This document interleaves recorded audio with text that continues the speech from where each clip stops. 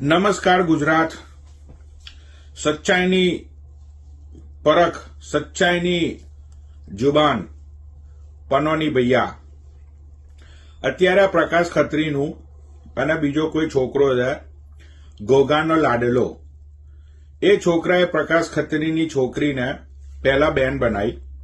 બેન બનાવ્યા પછી ડીઓની અંદર બધી વાતો ચીતો બધું ચાલુ થયું. પછી એ છોકરીને પેલા બ્લેકમેલ કરવાની ચાલુ કરી. પ્રકાશ ખત્રી એના ઉપર લગાવ્યો પોસ્કો. લાતો મારીને પેલાને જેલમાં નખાયો. ગુડ જોબ પ્રકાશ ખત્રી.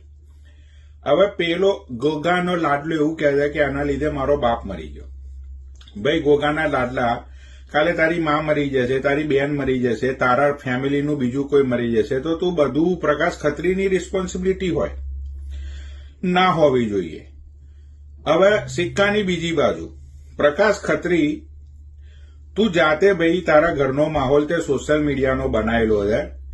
એવરી આફ્ટર 2 મિનિટ તું તારી સ્ટોરી, તારા સ્ટોરીઓ તું અપલોડ કરું છું ઇન્સ્ટાગ્રામ ઉપર કે આજે અમારા કિચનની અંદર આ બન્યું, હવે જો હું મારા બાપુજીના પગ દબાવું છું, હવે આજે મેં મારી વાઈફનું ગળું દબાવ્યું, આજે મારી છોકરી આટલું શોપિંગ કરીને આવી, હવે હું રેડબુલ